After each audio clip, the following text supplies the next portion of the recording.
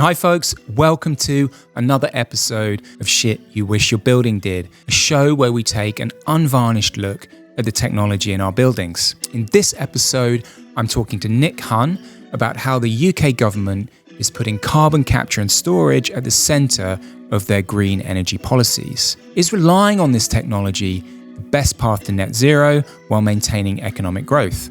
Let's find out. Don't forget to subscribe to the channel if you like the episode. There's a button specifically for that down below. Please click it. So let's jump right in. Nick, welcome back to the podcast. Thank you. Very, very happy to have you back to talk. Well, last time we talked about smart meters, and today I was fascinated by your article that you wrote a couple of months ago, saying, is carbon capture the new fusion? And I think you drew this really interesting parallel between nuclear fusion promises from the 50s and carbon capture today. So first question really is what sparked that comparison? I happened to go back and I was reading a book about the history of nuclear fusion. I was born in the 50s and I grew up, I think like lots of kids, your parents give you all these sort of educational magazines, and fusion was going to be the future. It was really exciting. It looked as if it was going to happen quite quickly, at which point we would have free energy and all of the attributes that came with that, whether or not they were flying cars or whatever. And I think in those early years, there was an awful lot of enthusiasm. Being sort of young, I probably wasn't as cynical as I was now, thinking it's actually an awful lot of companies desperately trying to get money out of governments. But there was always this feeling of it's almost there, it's almost there. Sort of growing up, going through university, seeing what was happening down at Harwell and in the various tokamaks around the world, you thought, yes, maybe it's going to get there. And we're still waiting. I mean, it's been fascinating in recent years that we're starting to see private money pouring into that.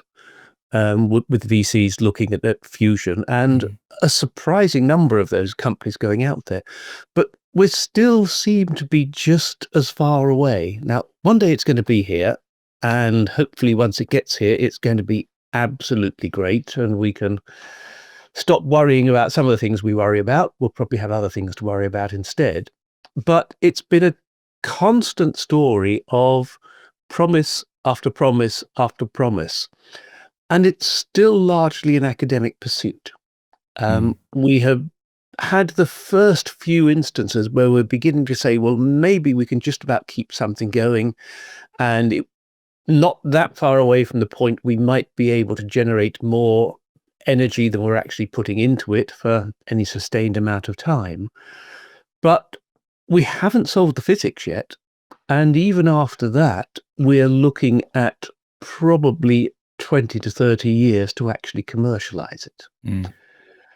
And looking at the history of carbon capture and carbon storage, it seems very similar. And again, it's a story coming out, a very good technical story, but at the point that the world desperately needs an answer and appears to be quite happy to grasp at anything that seems plausible, without necessarily looking to see, are the promises real and are they going to happen in a timescale? And I started sort of rereading the book and thinking, what happened if I'd put carbon capture in place of the word fusion throughout it? And I mean, the author could basically take it and republish it. There's a lot of fine detail, obviously, about who's actually doing the work and what's happening, but it's a remarkably similar story of persuading people who wanted to be persuaded of the potential for saving the future. And the more you look at it, the more you start to see those same synergies coming up. So, and I don't want to denigrate the technology any more than I do fusion. At some point in our future, I think it is going to come to fruition. Both are going to come to fruition. And both have immense potential for taking humanity forward. But to put our energy policy based on that very, very thin promise seems a very risky strategy. Yes. And let's get into that a little bit more. So correct me if I'm wrong, but my understanding of sort of the broader UK government view towards carbon capture and storage is that they're seeing it as kind of stepping stone towards net zero, right? So I think they're conscious of the fact that they want to take industry, at least in the short term, along with that, and rather than, decimating industries, we can use carbon capture to, reduce the carbon emissions from industries that already exist. Right?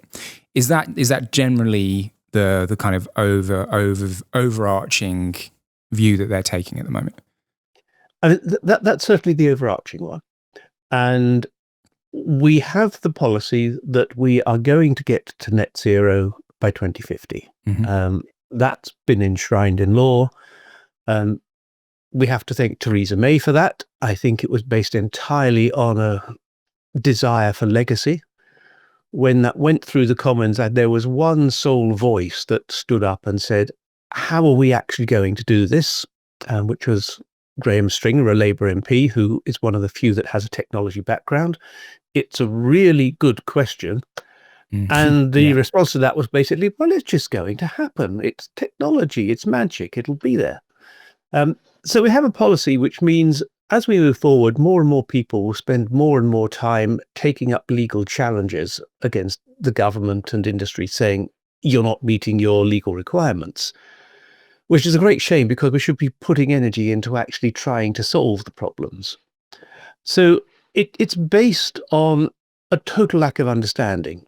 Now, having said that, we have this decarbonisation policy to get to net zero, and an awful lot of that is basically trying to push it away. So the government wants to get the UK to net zero. There is an admission we will still produce carbon. There are certain industries where we really don't know how to prevent it. We don't know how to stop carbon generation off flights. Then we talk about electric planes, but I mean, it's a bit like talking about flying cars and all of the rest. Whether we'll ever get there, we don't know. So the difficult things like planes, we just say, oh, that's international, we won't count that. We then have agriculture, and there is an awful lot of energy that goes in terms of fertilizer. So it seems to be a case of saying, well, let's grow less stuff and we'll try and import more things, which is putting the carbon capture away to somewhere else. We do that with an awful lot of things like steel. It said, let's not make steel here. Let's make it over in China, where they're probably using coal-fired power to do it. And then we'll buy it back. But because they're making it, that doesn't count. We're basically exporting quite a lot of our carbon production. But there's still carbon production that goes on here. We want to build many, many more houses. We desperately need those. Those need concrete and other materials which generate a lot of carbon. So the argument goes, if we can capture carbon, either from those industries or from other industries, which we can use to then sort of sell on as offsets for that, we can say that overall we haven't generated any. There's an awful lot of creative accounting going on in this. We've seen all of the noise and debate over whether Drax is actually sort of a carbon neutral or even sort of carbon negative, where we're taking wood chips from over in the States, shipping them across the world, burning them, and saying that because the carbon was already captured and we are now not generating any more of that by burning them because we can capture that, we have actually done a negative carbon somehow. I think some of the latest legal challenges that went on there have shown that that is probably a sham, but it's still sort of sitting in there as one of our ways forward. Now, I think there's a lot of pragmatism that's gone into the current plans, which are saying to try and put carbon capture on every individual manufacturer that's producing carbon is going to be a ridiculous overhead. So let's look at having a couple of specific industrial areas where we can do sort of central carbon capture, take that off, put it somewhere safe, try and work out what to do with it. And then if those work, we can expand that. And there's a lot of logic to that. I mean, we started looking at that. There was an option to do it, I think it was about 14, 15 years ago. That didn't get funded. It's now just moved on to its funding. But it is essentially unproven technology. Now, when the Commons Accounts Committee looked at this, they basically said, you're committing billions of pounds, which will go onto energy bills, into something that nobody really knows if it will work. And the question is, should we really be doing this now? We have the most expensive electricity anywhere in the world. That hurts industry, it hurts manufacturing, it hurts everybody trying to heat their homes. And this is a policy that will start to push that up. Our UK carbon emissions, we've really done a good job over the last 15, 20 years of getting them down. Now, a lot of that's doing the easy bits. It's trying to make things more efficient, moving everything over to LED bulbs. It's going to get more difficult from this point onwards because we're moving into the agriculture and the cement and the heavy industry, which is a lot more difficult to change. And there's the real question of, is it important for us to be sort of there saying to the world, look, you can do it, we've done it, even though it may have bankrupted the country? Or should we say, what's a more balanced approach? And maybe we will still be emitting a bit of carbon, but let's work this through on a pragmatic basis and see what works. Because we seem to be putting all of our money into one horse, and we don't actually know how many legs that horse has got. Right. And in your article, you do quote some statistics. I think you mentioned 2% of carbon capture and storage plants have performed to specification, which obviously means 98% haven't, right? So they're obviously, well, and would you say it's still, I guess, a technology that's trying to be proven at scale, right? Is that fair to say? It's very much still a small scale prototype technology. We've seen some plants start to scale, and typically what happens as you scale is the performance doesn't scale. You're ending up capturing much less carbon than you had anticipated.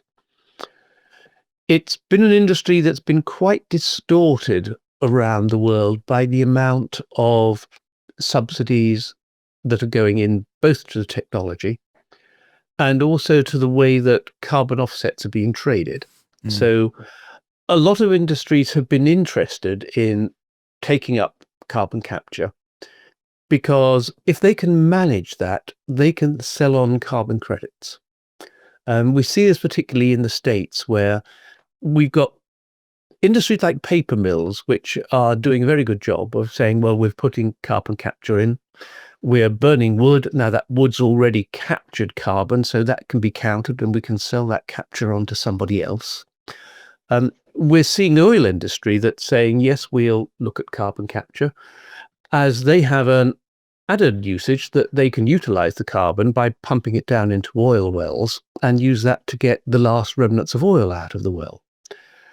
So it's being used for a number of reasons which aren't sort of the pure reasons of carbon capture that are being promoted. And whether or not those are good or bad, it's very difficult to say. We need energy today. We still actually need that oil. We need the electricity that places like Drax are producing. You can't just take the high moral ground and say, close it down, because that does us more harm. But the reasons that we're seeing some of the carbon capture development isn't necessarily to get us to a cleaner manufacturing environment, but it's a way of opening up a new market that is looking at how do you make profits out of carbon trading. And that moves you into the whole of the sort of murky greenwash area of what technology is actually helping us to become closer to net zero, and what is another money-making element to a business which is not necessarily that interested, but sees us as another profit center within the business. Mm-hmm. Yeah. Yeah, very good point.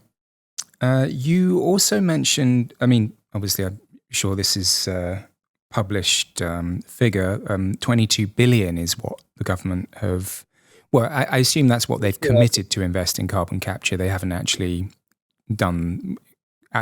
contributed all of that just yet, right? No.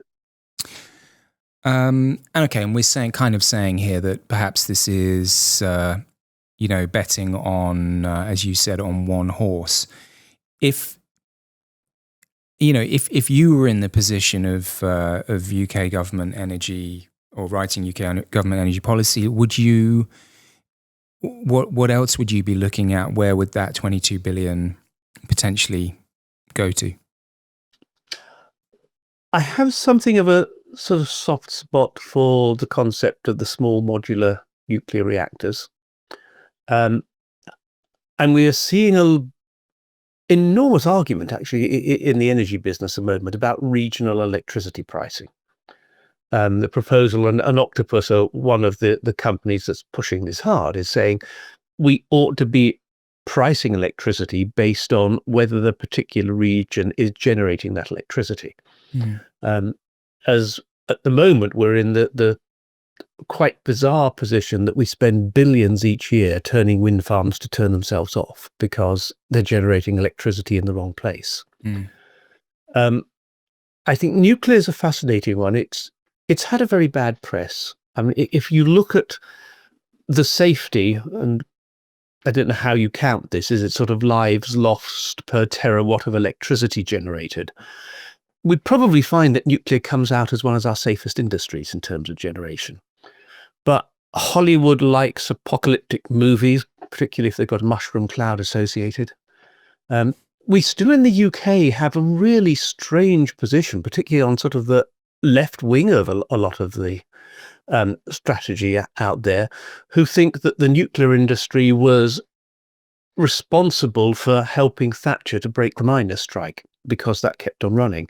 I actually had a conversation with somebody selling Socialist Worker a few months ago on the street who was still saying it was a nuclear industry that brought the miners down.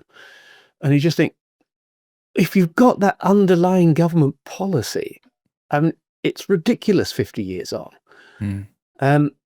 But nuclear has a really bad PR issue. Yet that concept of saying, can you make modular reactors? Can we just do a repetition of make a small reactor, make another one, they come off the factory floor, and you sort of then install them wherever you need them. They fit into the size of a small supermarket and will power a sort of medium-sized town. I think there's a lot of argument for saying, look at that route. Because if you look at where we're generating and where we're using electricity, there's a big mismatch. Wind is great offshore. Further north you go, the better it is. But the consequence of that is we're going to need to build a lot more pylons, put a lot more into the grid in order to get that into the right place. Right. We've also sort of, I think Spain was an interesting wake-up call the other week. We don't know what caused it. We do know that the grid behaved the way it should, in that if something starts to go badly wrong, it shuts everything down safely. And that was great that worked that way. But you then have the bigger problem of how do you turn it on again? And that's not a new one. We talked about this when smart meters were going out, and what happened if smart meters are hacked. If you turn enough off at once, you cause enough damage to the grid, it takes you a day or two to get it back up. And if you look at the demand curves in Spain and the way the electricity came back on, it was slowly coming on over 24 hours to sort of catch up at the point of lowest demand. And if you get a major blackout like that, that's what you need to do at the moment in order to just bring things on bit by bit so that it doesn't suddenly overload and turn off again. Lots of distributed local generation helps for that. So I think there are aspects of the policy where we've currently said we're going to go renewables. Nuclear is always sort of counted in there, but we're not actually doing much to get it out. We've got the GDAs, the assessment at the moment for whether a new nuclear plant, even if it's a small modular one, is safe or not.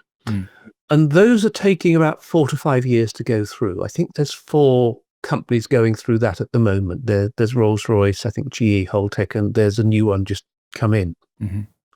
But that assessment is longer than it took us to do the complete design and build of the first nuclear reactor at Calder Hall, which took 4 years from somebody pressing the button to say, why don't we build a nuclear reactor, to actually connecting it up to the grid. Now, there's lots of reasons it takes longer, and we're not just so cavalier of saying, wow, it's wonderful, it's technology, let's do it. But it does seem that we are beginning to err in the opposite direction, particularly for technologies that we know work well. I mean, lots of South Coast seaside towns, sort of Portsmouth, Plymouth, Weymouth, they've got nuclear reactors sitting there when the nuclear submarine comes into berth, and nobody's getting too worried about that. So I think we should be looking at what are the technologies that we know work and can be used, rather than at the moment, which seems to be putting all of our eggs into the basket of the unknown. And it feels it's a bit like we're putting the eggs in a concrete basket with an ill-fitting concrete lid and saying everything's going to be fine.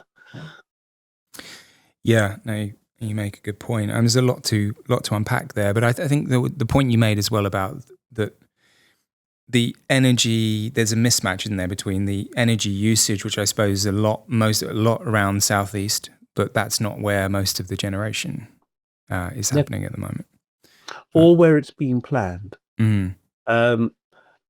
And it's also taking that wider look at what do we need, because wind is great, and we have a lot of wind.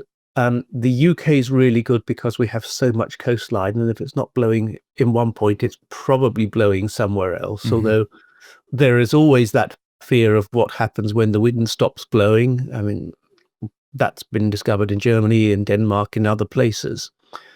But the wind often blows at the wrong time, and that means either storage or a reliance on interconnect.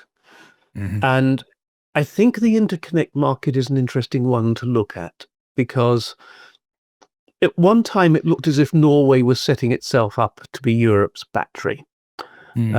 With what it had with hydropower, it was saying, let's interconnect to everywhere, and then we can sell electricity off, we can take it in. And they're finding that sort of rather than being used as this is a way to make lots of money, it's well, you've got that, so you're almost a loss leader for energy. We don't know how all of that interconnect works. We also don't know how vulnerable interconnect is, and we keep on talking about energy security and what do you do. There are lots of individual points of failure, and then we have the whole concept coming in here of what happens when you get local generation, because as everybody is putting solar on their rooftops, or at least lots of people are putting solar on the rooftops, as we're getting EV cars out there, we're having that whole thing of very high peak demands. If you look at what the latest Chinese cars are doing, where you're saying we've got battery technology where you can basically put 200 miles of charging in 5 minutes, which is not much different from how you would just fill up with petrol. And you just think that's the way EV should have gone. Do small cars that can be recharged quickly. Don't try and make SUVs. But they bring the issue of if you're pushing that much charge into lots of cars, you're going to be using a lot of power in very localized places. And we need to rethink the whole way that we're coping with that local distribution. And it feels sometimes that it's made up as you go along, rather than saying, what would you like electric vehicles to be like and behave like? And I think that new ultra-fast charging model for small cars is where the sensible route is for electric vehicles. So if you say that's what you want to do, how do you then sort of build that infrastructure back out? And it's probably not the way we're now seeing all of the urban areas going, of saying, let's put it into lampposts and charge stuff. It is going to be, yes, you can do quick charging at an electric station rather than a petrol station. But it's rather than saying what works now, let's deploy that, and then let's build on what we think the future should be coming to. We're just taking up every mad idea that's being thrown around, where somebody says, I can promise you net zero in sort of 20 years' time. It feels a bit like if you go back and look at the South Sea bubble in the 1720s, when you had all of these fantastic ones of sort of, here is a proposal that's to sort of everybody's advantage, but nobody to know what it is. It doesn't look too different from some of the claims you see going forwards. I mean, there was a carbon storage company that was out looking for, I think they got about $25 million investment recently. And the headline was, we're using prehistoric chemistry. And you think, right, you've got Fred Flintstone as a CEO. I mean, the market's going mad. Yeah. We need to actually get back to some decent science and technology of what has a good chance of working now, in 10 years, in 20 years, and then where do we want to be in sort of 50 years? No, absolutely. Rather than just grasping at the flashiest academic straw. No, I think there's a greater need for longer term planning, but unfortunately the political cycle often doesn't allow for that. I had just sort of a little bit of a tangent, but I mean, we talked a lot about the technology, what we potentially could be spending the money more wisely on, but also I hear one of the arguments for this move to green technology isn't just about like, well, okay, it's energy security and obviously we're moving to net zero, but it's also about an economic argument, right? About job creation. This is the future. This is where we should be investing because of the jobs of the future. Is that something, again, where do you think, well, okay, that's a plausible argument, or is it something where there's question marks about it? It's a really important argument. I was down at the IET last night where there was a fascinating discussion on manufacturing. And Britain is much better at manufacturing than most people think. We do some incredible stuff. We do a really poor job of actually advertising manufacturing and engineering as a career. The issue that we're going to have going forward is we already know we have nothing like enough skilled people to do what we want to do. And whether that's electricians, plumbers, just installing insulation in homes, putting in heat pumps, or designing these products and then manufacturing them. We need to attract more people into engineering. And we have a real issue and there were some presentations last night from some of the companies. They're doing amazing things. And you just look at that and think, I'd really like to work for them. And then you look at the media and most of what's being shown is still sort of looking at the dark satanic mill side of it, of, oh, would you want to work in a dirty factory? And I remember when I was at college, I had a professor who was saying, look, why don't you consider staying on doing a PhD? And I said, well, I want to go into industry. I want to make things. And he said, well, don't do that. You'll get your hands dirty. And I have to thank him for making up my mind that that's what I was going to do. And I've been making things ever since. But we don't get the message across that these jobs, and they're going to be lots of jobs in green engineering, are going to be really good, really interesting jobs. One of the comments that came out last night is if you're working in manufacturing industry, whatever level you're working at, you're probably going to be paid 10% more than if you're in non-manufacturing. And it's really interesting, really diverse stuff. But we don't sell it. Instead of which everybody wants to go, you've still got the parents saying to their kids, be a doctor, be a lawyer, and kids saying, no, I'd rather be an influencer. I don't know how we get this back. It definitely is going to generate new jobs. They're going to be exciting new jobs. They're going to be well-paid new jobs. But we are failing dismally in convincing kids that these are the industries they need to go into. So if it does persuade more people to do it, that's great. But every single speaker last night was saying they cannot recruit enough skilled people for their industry. And this was running across medical science, just energy, aerospace, general engineering. We need to train bright young people to understand that this is fun to do. Yeah. Yes, it has to be a joined up approach, doesn't it? Education, apprenticeships, training, as well as the energy policy. And as I said before, this is. And it's an interesting one for every politician that is saying there are going to be lots of great green jobs. I wonder how many of them are persuading their children that that's what they should be doing. Yeah. Yes, exactly. One more question for you. We've talked mainly about the UK, rightly so, and the energy policy, because obviously, they've taken a specific approach to carbon capture and storage. Does it differ very much from policy in other countries now, EU, China, the US? Has the UK diverged to some extent? I think the UK has diverged. The divergence, there's two levels of divergence. Most countries are looking at what do they do to try and get their emissions down.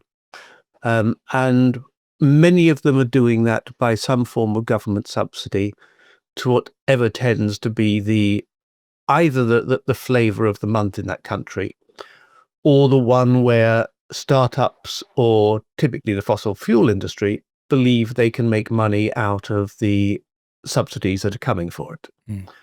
So it's not particularly driven commercially in many countries. I think the difference that the UK has, and it really has put itself out on a limb, is this messianic fervour that it is going to be the leader in net zero and it is going to show the world how to do it. Because we don't actually know how to do it. And that's really where I think the UK is going out on a limb of it's just we're going to sort of be first or bust. And the problem is there is a real risk at some point that we realise that we're heading towards a bust and just haven't done enough to actually get us where we are. Energy pricing is a really critical one. If we push up the price of energy by putting too many initiatives in and then putting that onto energy bills, manufacturing is going to become more and more difficult to do in the UK. Manufacturing still makes up somewhere between about 10 and 15% of GDP when you bring in all of the things like transport and the allied industries around it. So it is significant. And it is the one that is going to be hit. And if energy goes up, so will consumer confidence, retail will go down. You very rapidly have the risk of just moving into that black hole of recession. It's important that we have energy security. It's important that we try to get energy prices on a par with the rest of the world. And those keep on coming out as sort of glib sound bites, but it's difficult to see where they sit in policy. Good. I think that's a good place to finish, Nick. Is there one last thing or one key message that you wanted to give people to take away today? I would say don't be despondent about all of this. We see an awful lot of debate going on, and the really interesting stuff is actually going out there and doing this. It's not what's happening in Westminster, which is hot air, which we also ought to get rid of. I was going to say we could use that to power some... It is. Well, I see a resurgence of interest in local heat networks for heating, and I do think, can we channel that through to Westminster and possibly make some use of what's going on there? And I would reiterate this one. There is amazing stuff going on at an engineering level. And there's lots of fascinating small startups that are going out there. And to give them credit, DESNZ, the Department for Energy Security, is doing some wonderful funding, particularly around heat pumps and other things. If those businesses can be allowed to scale, I think there's some wonderful opportunities for UK business. But it's go out there, make it happen. But we should be pragmatic about it. Let's do what is cost effective to help homeowners, to help industry, to help the economy as a whole, and not just do it because it sounds good in a soundbite. Great place to finish. Thank you, Nick. A very, very interesting conversation as always. And for those listening, thanks for making it this far. I assume, if you're still here, that you enjoyed the conversation. So please like this video and share it with anyone you think would be interested. Thanks, and bye for now. And again, thanks, Nick. Thank you.